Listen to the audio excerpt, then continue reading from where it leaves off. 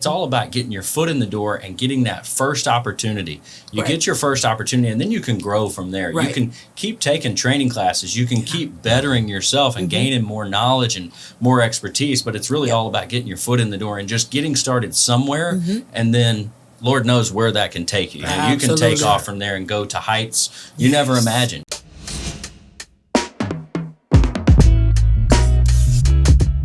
Hey everybody, we are back for Season 2, Episode 2 of the New Adjuster Podcast. Super happy that you are here joining us today. My name is Murphy Buggs. I'm in our property training department. With me today is my co-host, David James, also with the property training department. Thanks for having me. Yeah, thank you. We're super happy to have you as well. If you haven't seen our first episode, please go back and give it a watch. Whether you do the audio on Apple or Spotify or the video on YouTube, we touched on a lot of great subjects when it comes to field and desk adjusting for property adjusters as we kind of recapped Hurricane Ian and what we learned from that storm and what are some future, tips that we can have for new adjusters and for new catastrophes that are inevitably going to head our way. So again, thank you for joining us for this new episode. Today's episode is about preparing for deployment. So how are we going to get ready for deployment? And the first thing we're going to do is talk to the lovely Mrs. Deshawn Taylor in our RDL department. Deshawn Taylor. Thank you for joining us today. Do you first want to touch on what is RDL? What does that stand for? Absolutely. Thank you guys for me being here. I'm so honored. So let's dive right in. Recruiting, deploying, and licensing. That is what RDL stands for. Okay. So in order to get to step 2 with you guys being adjusters, you got to come through step 1. And that is the recruiting part of it. And that is where the HR department steps in. And we kind of take you guys, hold you by the hand, and we walk you all the way through the process. Yeah, great. So when we talk about recruiting, developing, and licensing, one of the big keys there that everybody talks about is licensing, right? That's the first thing you got to have before you get started. So let's talk about first, what's the first license you got to have? What's the first one you got to have? And then really, what do you do after that? What are the next important ones? And how do you go about getting those? Where do you find them? How much do they cost? That kind of thing. Outstanding question we get asked a lot. So the first thing you have to do is the state that you reside in. You have to obtain that first home state license. Right. And there are some states that do not have licensing, so we have a cure for that as well. Regardless of whether or not you live in a state where you do not have a designated home state license, you still have to get a license and designate that license as your home state. Okay. There are several states, I'll be glad to name them. There are several states that do not require you to have a home state license. Okay. For example, Washington, D.C., Colorado, Iowa, Illinois, Kansas, Maryland. Those are states where you do not have to have a designated home state, but you still have to acquire a license and designate it. Those acquired licenses are Florida, Texas. Make sure you choose a license that has reciprocity. Right. To make sure that you can use that license in several different states. Okay. So that's Say that word again. Reciprocity. Okay. Yeah. I never can say it correctly. Yeah. Reciprocal license. Yes. So you want to choose a Florida, you want to choose a Texas, and you want to make sure that those lines of authority carry over to the states that you'll be working those claims in. Right. You know what's interesting is that the state of Illinois, I always say Illinois and I get in trouble and yelled at, but the state of Illinois does not require a license. Yeah, correct. But it has a lot of damage. Yeah, my first ever state I worked with a particular carrier was in Illinois. Went to Chicago on my first ever deployment. I only had a home state license. I just had Alabama, and that was my first state I went and worked at because you didn't have to have a license there. So that was a bit different. So whenever you get your license, where do you go? Are there some websites or places that you go to, and do you have to take a test? What's the cost factor of it? Those kinds of things. Good question. So we have a lot of our new adjusters coming on the scene. We try to advise them to go through Adjuster Pro. And with CNC, we have a discount code. So you go through Adjuster Pro, and we have a discount code called CNC Pro where you get 20% off. I want to say it's 20% off. And you take those pre-licensing tests and you go forward. Now, you move at your own pace. That's a good thing about getting that home state license. It's a 40-hour course, and you take your time. You make sure you maneuver through, in a timely manner. You receive that first home state license where you pay for it. After that, you're pretty much home free. All of the ladies in the HR department, we are already chapter verse rehearsed in making sure that our adjusters, as they call in, especially new adjusters, we give them a recipe. We kind of put them on a track for deployment. And I always say to the adjusters, listen, you can get this information from anywhere, but you'd want to get it from the correct source. And so we try to encourage them. Look at those Gulf Coast states.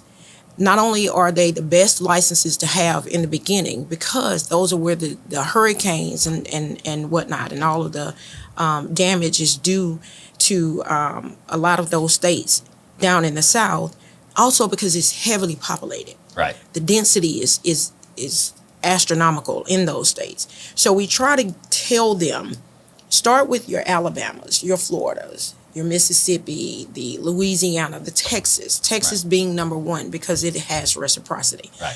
So if you want to stay down in that area and then start to move up toward the southern eastern part of it, the Georgias, the Carolinas, like I said, those are heavily dense populated areas, and with heavily population comes heavy claims. Right. So if you want to stay working for a while, you may want to use that as a form of beginning Yeah. for most adjusters. Yeah. It's funny, not funny. It's interesting you say that. As far as licensing, I mean, the more licenses you have, the more deployable you are. Correct. Absolutely. Several states require a test. One of them being New York. Yes. Have you had conversations with folks that get onto our roster? And is that one of the questions you ask? Do you have a New York license, or what kind of feedback do you get as far as no, I don't? Do you? What are you hearing? Are they scared to take the test, or is it a fear of unknown, or what? It's pretty much a mixture. We do try to push that New York license testing, very, very much so. New York is almost like a diamond in the rough. So we encourage our adjusters, especially our seasoned adjusters. You've been in the game for a while. You look like you know what you're doing. You're feeling a little comfortable about it. Go ahead and take that leap of faith and try for that New York license. It is, it's pretty tough to test for, but it's going to take some dedication. It's going to take some commitment to it. And we encourage it because not only is it a great license to have, the line of authority allows for you to have high claim volume along with it. So just taking the New York license with the fire line of authority, well, that kind of limits you. But if you go on in and you take that general line of authority, it kind of spread you over, a bigger wingspan to being able to get claims in. Right. And so New York adjusters, New York license holding adjusters, they're deployable by an astronomical percentage over all the other adjusters who have 20 to 30 licenses. That's Right. how intricate it is and important it is to have a New York license. Yeah, and I know it's always been told to me is like it's the golden ticket. It is. If you got that New York license, I remember when I took my test, I didn't enjoy doing it, and it was difficult, but I'm glad I got it. It's one that I'll never let expire. I think you said that too. Absolutely. I'll always keep that thing up to date because it is such a tough license to get because obviously the test comes with it. Okay. So absolutely. It goes into investing. It's a big cost up front, but it pays for itself. It does. And the licensing piece in general is just investing in your career if that's what you want to do. It really is. It really is. In order to go into this industry, some thought needs to go into it. It's not just about the hype of the money about it. But I tend to find myself telling the new adjusters, you have to have a sense of empathy because you're dealing with policyholders. You're dealing with people who may have gone to bed one day or one night one way, but the way that they wake up the next day is totally different Right. because their lives has changed, Yeah. really sometimes forever. Yeah. And so with that being said, it is about the money, but then it's not. It is more about making sure that policyholder is brought back and made whole again. Right. And we're their first step. Yeah. We are.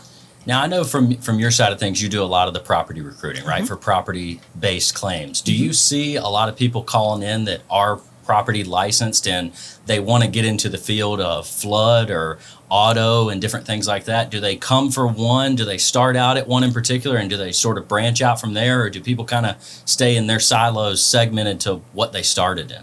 Well, I think that's where I think that's where we are most important as it relates to navigating them. We can't tell them what their preference is, Right. but we can help navigate them to discover what their preference is, especially if they're new. Right. A lot of them, they just want to be deployed. Sure. You Just know, wanna do a lot of something. time, yeah, Right. exactly. They just want, well, I don't care. You know, I just put me on all the rosters. Mm-hmm. And so with that being said, we try at that point to try to bring them in, you know, lasso them in and just, you know, make sure that I place you in the right place where you fit. Mm-hmm. Because I want to set you up to win. You know, I don't want to set you up to fail, because if I set you up to fail, then you're going to fail the policyholder. Mm-hmm. And once you fail the policyholder, then we all fail. Yeah, it's kind of that domino effect. after that. Absolutely, Yeah. absolutely. So yes, to answer your question, it's an excellent question. We get a lot of adjusters who, for whatever reason, they really don't know what area they want to be in. So we ask the little drill down questions, you know, when you were taking your test for your license, what part of the test was easiest for you? Right. All of our adjusters have to have, it's mandatory that they have both certifications, property certification as well as an auto certification. So with the property cert, there's two parts. So we ask those drill down questions. What was easiest for you? Did you find yourself struggling with the property side of it? Did you find it easier for you to, you know, just nail the auto side of it? Sure. Well, auto may be where you may, you know, best fit. So we'd like to start you out there. We get a lot of questions about remote positions, Right. a lot about remote. And there's nothing to frown about remote, because remote helps when it comes to your personal life being able, because life is going to happen for all of us. Right. So we try to make sure that we put them again in position to succeed. So if remote is all you can do, if you just cannot come into the campus and work in the call center, then that helps to narrow down Right. what preference you may have Right. at that point. So Yeah. yeah, we get a lot of those calls. Yeah.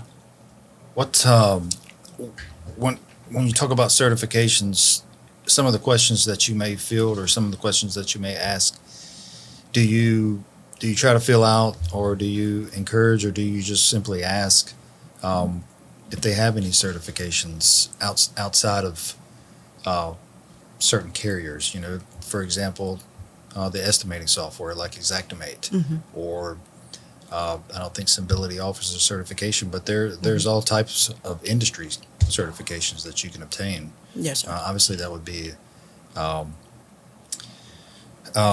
additional feature or an added benefit. You know, do you have that?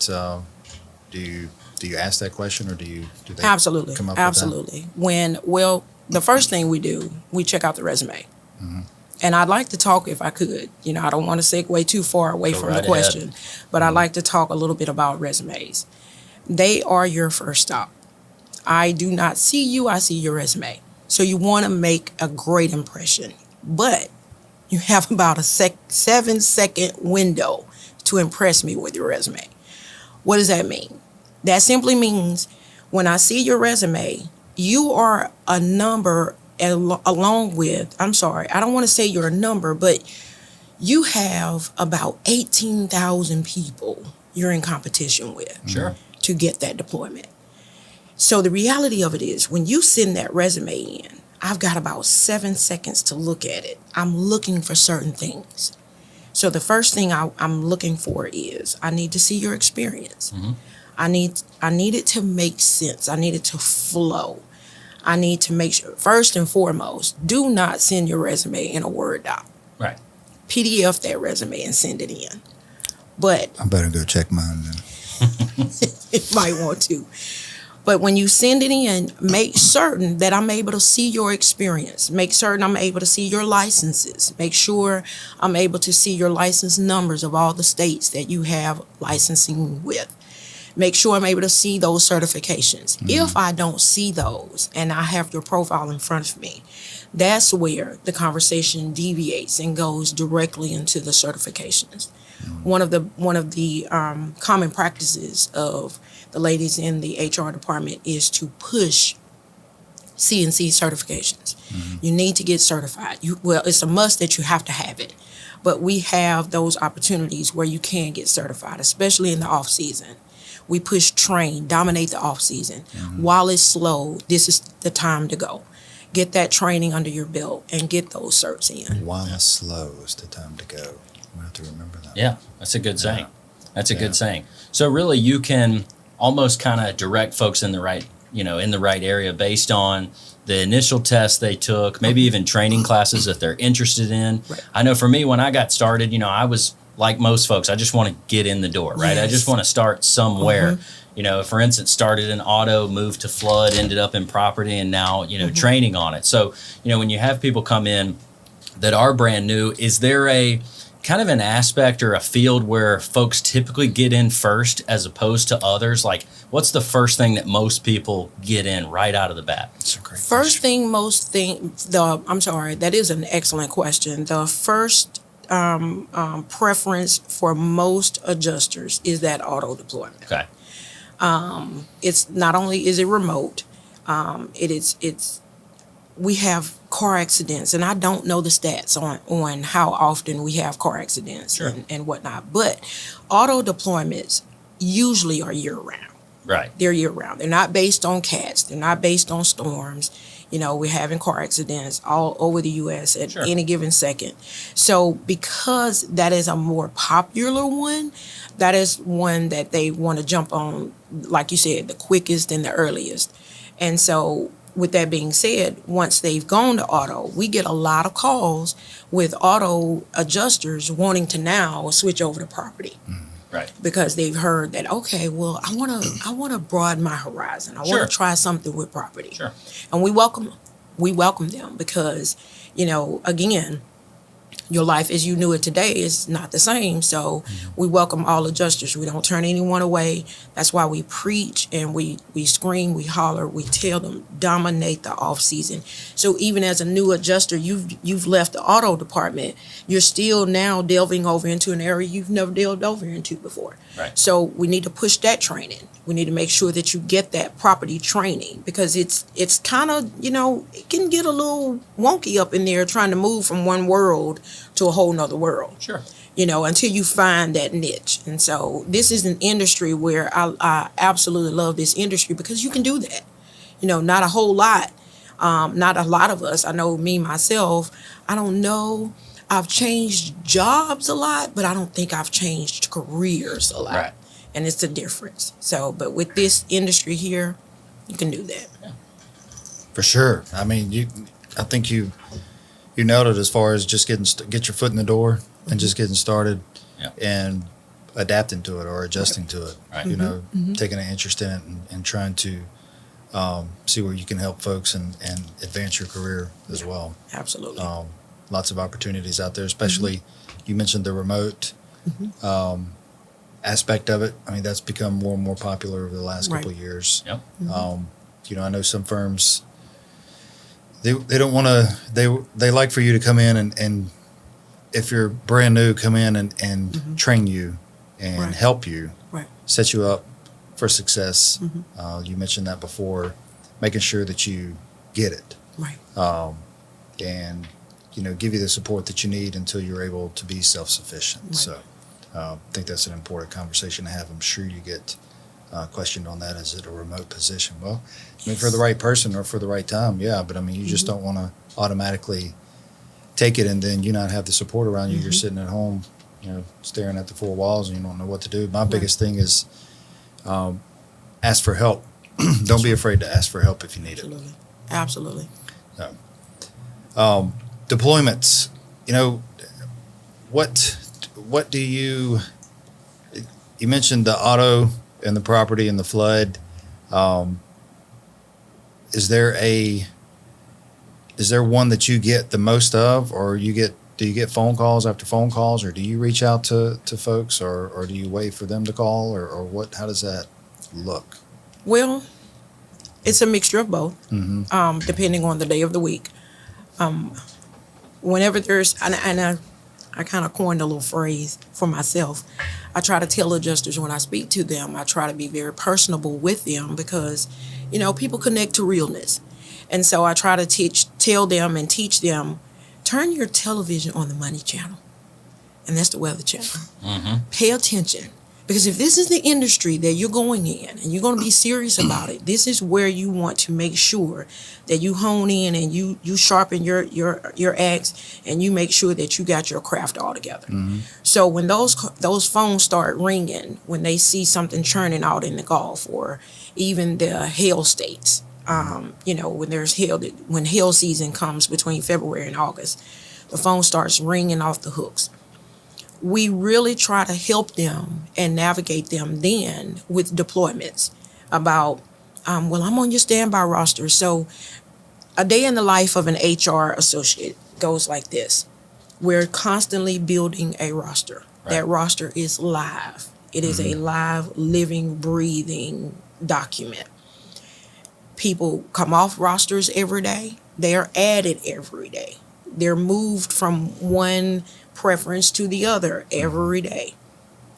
Licenses expire every day. All of that has to be governed every day with us because we don't know at the drop of a hat a deployment happens. That roster is our Bible. We've got to go to. We've got to rely on it. And so to keep it up live in living color every day, that's the main portion of our job. So how does that look? Phone calls come in. Well, just calling to see if you got anything, if you guys got a deployment. Well, no, not right now, but we're making sure that we're keeping the roster up. We go into that profile. The first thing we're looking for is that home state license. That's where our eyes fall to. We want to make sure that home state license is up to date. If that home state license is expired, everything else is expired. It's almost a domino effect. That's a good point. Everything. It doesn't matter if you've got everything else up to date. If that home state is expired, everything is moot at that point. You're out. Yeah. You're out. So we talk to them about that. When's the last time? And then we go right into the DOI and we make sure, because we can't take your word for it, we have to make sure that the company is covered.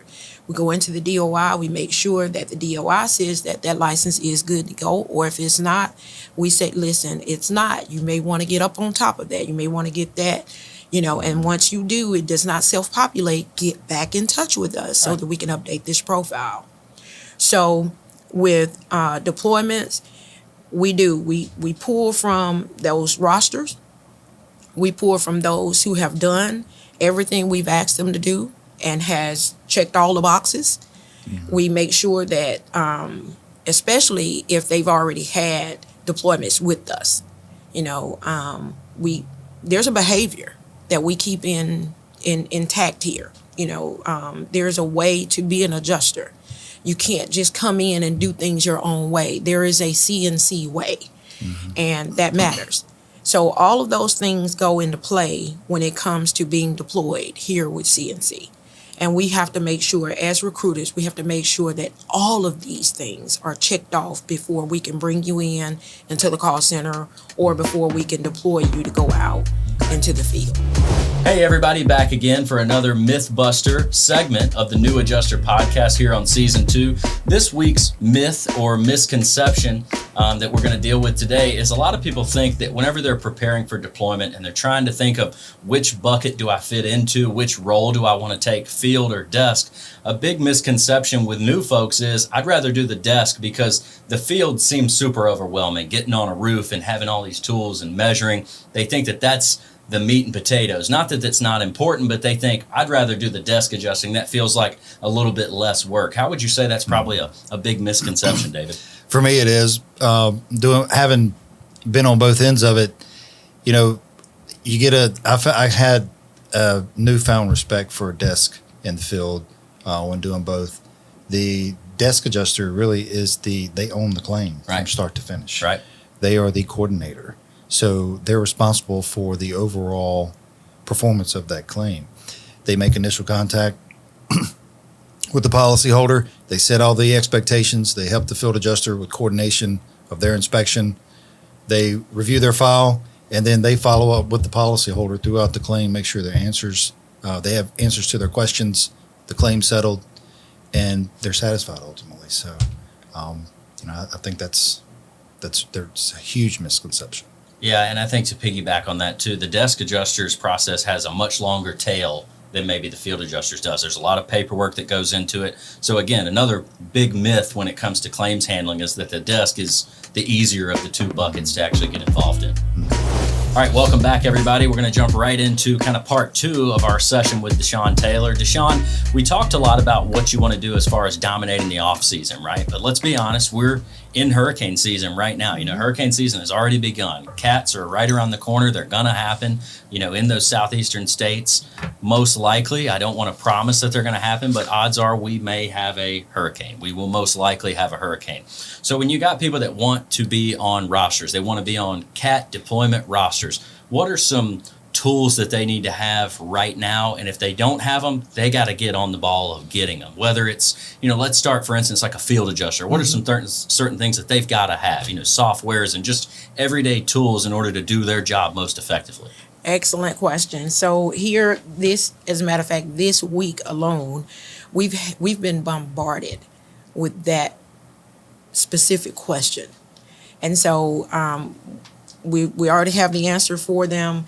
While it is, a short time to work with, it's possible. Right. You can get it done.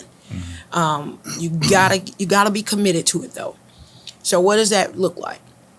First thing you do, you go get that home state license, get that test done. We've already discussed that. After you get that home state license, begin to invest in yourself. And I tell them, to the young ladies, I tell them, listen, it's a nail appointment. It's giving up a Happy Meal. Go out. There are certain licenses that are so reasonable that you can purchase that license, and it'll be life changing. As far as like Mr. James said earlier, it pays for itself. What's the cost of Texas? So Texas is $110. Okay. But we have Michigan. It's less than $20. Right. We have Kentucky. It's about $50. So it is an investment. But again, you have to be certain, is this really what you want to do? Or is this just something you want to do because you heard about it? Right. And so if you really want to do this, there is an amazing opportunity to be the greatest, the best, and the baddest in such a short period of time. Mm-hmm. Sure. Because after you get those licenses, now let's get registered into some certifications and get those done. They're normally done through webinars. You can get that done in your own time at night. What does that look like as far as training? Okay, we have webinars. We offer Xactimate training. If you want to go to the field, you got to have that Xactimate training. We have one of the best and brightest right here among us with the Xactimate. She's talking about David you. James. Absolutely. Yeah, and like boot camps for field adjusters. Boot camps, absolutely. We have rope and harness training. We have so boot camp actually encompasses about 4 days, and boot camp is just what it sounds like. It's about 4 days of field training to get you ready and prepared. I think it takes away the jitters for all the new adjusters who have the questions of, okay, what do I do when I get down there? Like, what's the first thing I do? And I think that's where the boot camp comes in, and it makes you settle a little bit better. Mm-hmm. We have the exact analysis, again, Mr. Bugs, best and brightest. We have that training as well. We have the flood fundamentals for those who want to do flood. We have those fundamental classes. We have face-to-face classes. Those who are able to come into CNC here on the campus. We also have webinars. If you can't come in, there's no excuse. You can do it at your own leisure. We have private classes. We have public classes. Private meaning those that are staffed, those that are already rostered. These are things that'll move you further and further and closer and closer to being placed on that standby roster. And if we're looking at your dedication and you're checking off all the boxes, okay, I came. Not only do you receive CMC points for coming to the training, you're also making an impression on the HR rep like myself that says, okay, this guy's really committed. They're serious. Let's put them on that roster. Let's get them a shot. Yeah, I know one of the things I always heard when I first got started that somebody told me was stay relevant. Yes. Stay relevant. Keep as many phone calls as you get. Yeah. One extra one's not going to send you Yeah. over the edge. Call them, stay on their Yes. mind, stay up to date. Let them know, hey, I got my Michigan license, or Yes. I reciprocated and got Florida, last week. Stay relevant. Let people keep hearing your name, Right. because the more you stay in the forefront of people's mind, the more likely they are to either get rostered or Right. get selected or get deployed for a particular cat. So I think that's super important as a new adjuster, to stay relevant and stay on people's mind. That's Keep right. calling, keep shooting them emails, and let them know, hey, I'm up to date on this. I added right. this. I just went through this training. Right. Because to your point, if they stay relevant and they stay on your mind, well, most likely they'll end up on a deployment roster. It's just the way it Absolutely. works. Absolutely. And we tell them, you're not going to get on my nerve. Right. You may think that you are, but there are several ways to reach us. You can reach us by text. You can reach us by email. You can reach us by phone call. And every time that an adjuster calls, and this is just FYI to all the adjusters who's watching and tuning in, every time you guys call, there's a note that's being placed in your profile. Right. So that if some other HR rep sees that same profile, the first thing we're trying to do is go to that profile, go to that notebook, and we can see how many times they've called. Okay, they're serious. Right. Versus those who, well, they rarely call. They never. The first thing we want to know when a deployment comes and we go to that profile and we look at it, we go into that notebook. Okay, I haven't heard from you since about 2.5 years ago. Yeah, nah. Right. Because there are certifications that have to be, updated. All of these things have to be updated on a running basis. Like I said, that roster is live. Right. And it is a living, breathing document. So, yeah, absolutely. Name recognition, you want me to know your name. Right. You do. Yeah. Yeah. Very good point. Yeah. Squeaky wheel gets the grease, right? That's right. Absolutely. That's right. Yeah. That's Absolutely. a fact. I say it all the time. One of the things that I want to bring up, as far as we haven't really said, but we talked about being deployed, and it still applies to the new adjuster. 1 deployment, 3 deployments, 2 deployments, however long they are. But maintaining professionalism, Yes. being ethical. One thing that I learned when I first got into it was you're only as good as your last file. That's right. Right. So the Yeah. way you handle yourself, know that, we can, in a cat world, we can only work when there's claims. So don't take it too personal. If we don't have, if there's no claim volume, there's no work, right? Right. So just how do you come into conversation, or do they ask you how long is this deployment going to last? Right. And do you have that conversation with them and explain to them, as we want you to work, but we got to have the work for you, and remember that you're only as good as the last claim that you work. Absolutely. Excellent question. So, yes, we do have that conversation. It's pretty tough conversation, but we have to have it. The reality of it is, when you get deployed, you have to be willing to work anywhere from 2 weeks to a year with a cat. That's all in your contract, especially Right. if you're out in that field. With desk deployments, we had a lot this past season with Hurricane Ian. We had a lot of adjusters that were out of state.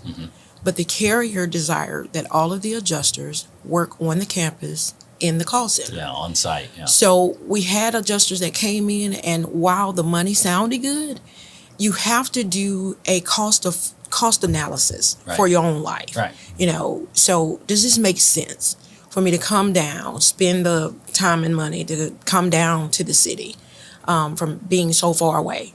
And while that being said, they get here, you give them a shot, they get here, and about a month in, here comes the complaining.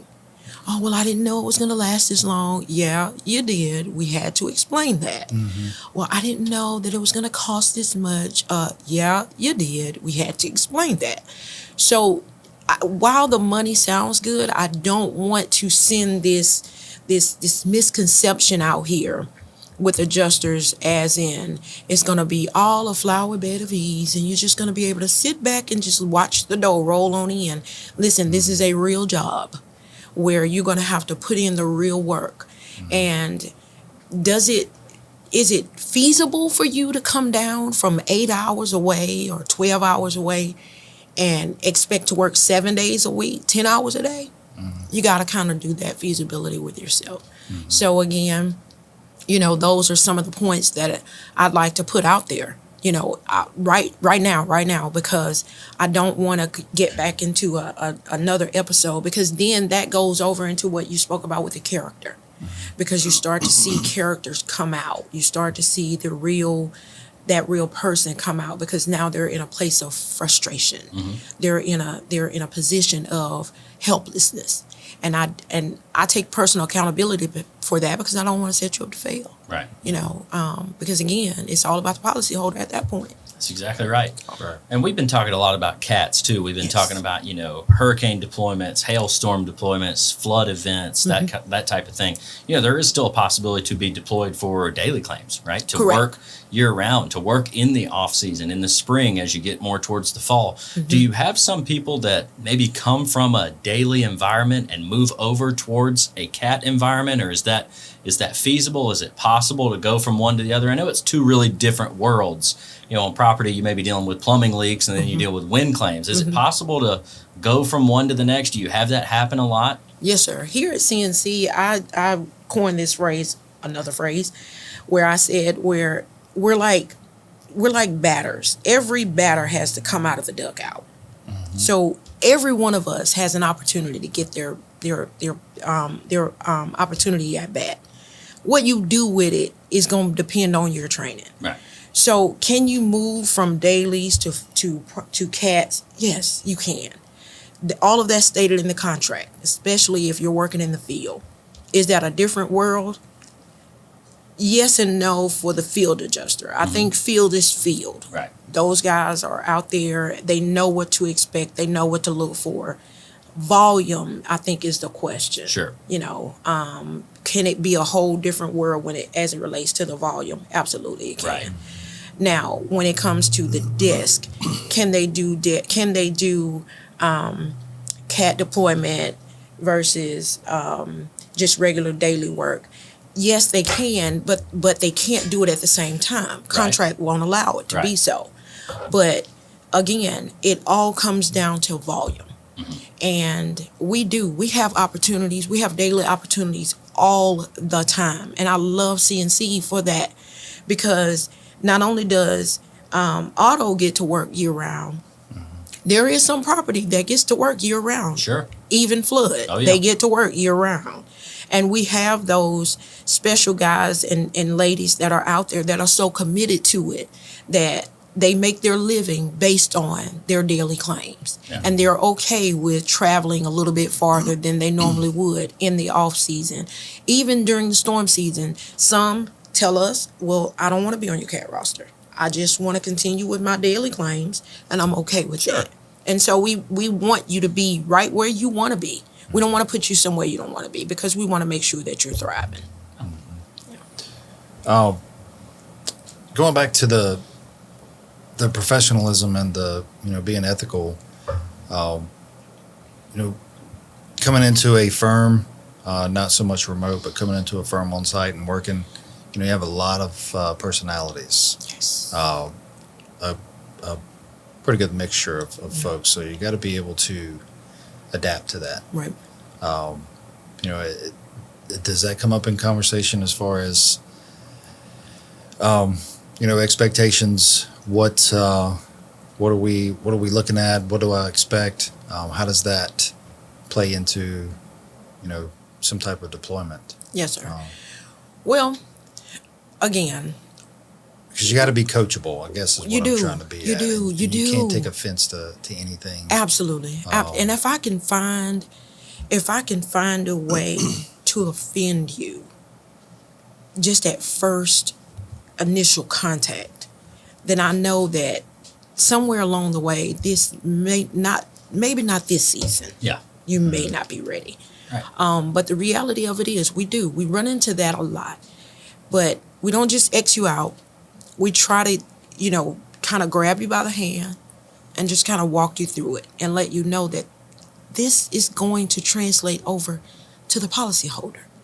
And that just simply cannot happen, because you have to empathize and ask yourself, what if this was me? What if this was my mom or my sister or my family? And so going back to that ethics question, it comes back to that. And so if it's frustrating on this side of it, this early in, you may want to take a step back and just kind of glance at it again and see, because this is a very fast pace. You know, when you get on that phone, you have to make that first contact. You're thinking about talking to policyholders whose house is underwater. They're not going to be their kindest and nicest selves when they're speaking. And you don't get a second chance to get a bite at that apple. You know, you're going to be our front line of customer service with that holder. So we don't weed you out per se, but we definitely try to arrest your panic and kind of give you a roadmap, as in, you know, this is going to be fast paced. If you don't feel comfortable now, tell me now. Speak up now. You're not going to, you won't be placed in a basket and just pushed off to the side. Right. We don't lose adjusters. We absolutely don't. I've even gone so far, as a matter of fact, case in point, yesterday, if I might throw this out there. Sure. Talked to a young lady yesterday. She has tons of licenses, never been deployed. But she was able to communicate to me that she had so many fears, so much trepidation about getting deployed. I offered her an admin position. Admin, you don't have to have any experience. You don't even have to have a license. You just have to have a willingness and a compassion to want to come in, learn the job. They're doing the FNOLs, the first notice of losses. They're making those calls. She was, to hear her conversation go from the fear and the panic, and to go straight into, oh my God, that I never knew that, I would love that. Can I do that? Had no idea that was even an option. Right. But I would love for her to see her, you know, just come out of her shell and grow into the position versus just going straight into the position, if that makes sense. Yeah. Yeah, it's funny you say that, because, you know, that's how I got started. Are you Because serious? I went into an administrative role before there was any type of CAT. I was actually working claims, or not working claim, not working claims, but document claims and processing appointments, scheduling appointments for field adjusters. Wow. Didn't have a license, but I eventually got my license. But that's where I first started, and I'm glad that I did, because I learned the system, I learned the terminology, I got a feel for how things flow, and you know, when a catastrophe hit, I took advantage of the opportunity, and I've never looked back. So being able to have a sense of appreciation for everybody involved in the claims process, you know, it gives you a broad spectrum on how things work. That is so big. That is so big, because I think it demonstrates the commitment, you know, and then it gives you that room to grow, and it builds that confidence to be able to, okay, now I feel better. I feel better about being able to step up, because she's got the licenses, you know.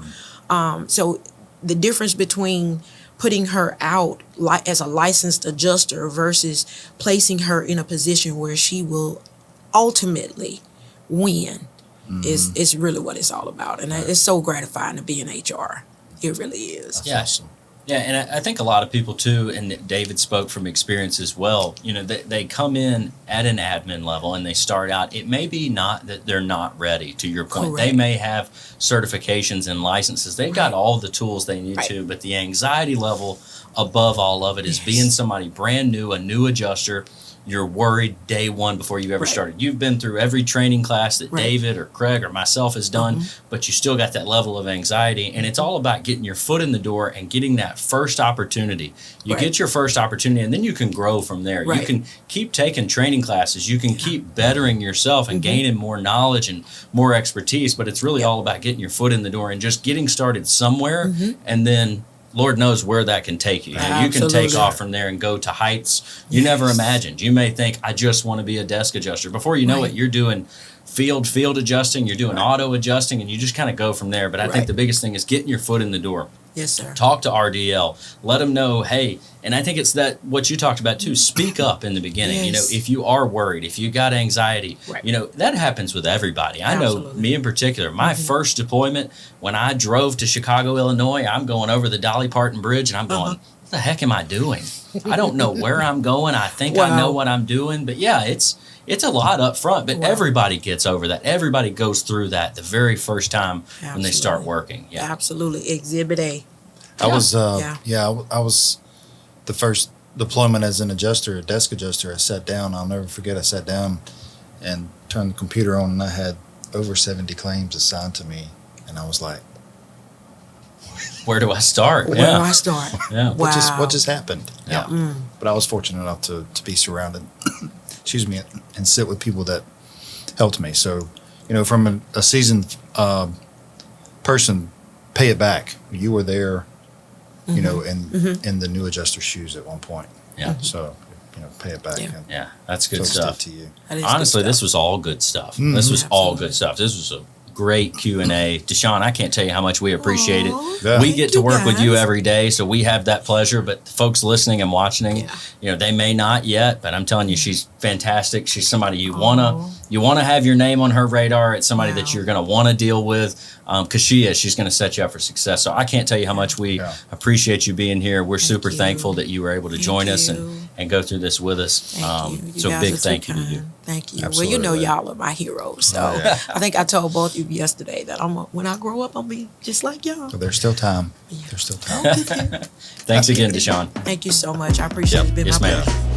Thank you, everybody, for watching and/or listening again for episode 2 of the New Adjuster Podcast, season 2. If you missed our first episode, go back and give it a watch or a listen on our Apple, Spotify, and/or YouTube channels. Like and subscribe, and even go back and see our season 1 of the New Adjuster Podcast, as we had some fantastic guests that we had there as well. As we look forward to our next episode of the New Adjuster Podcast, we go into the world of remote desk adjusting and how does that operate? How does that process work? Again, thanks everybody for joining, and like and subscribe our videos. We will see you on the next episode of the New Adjuster Podcast.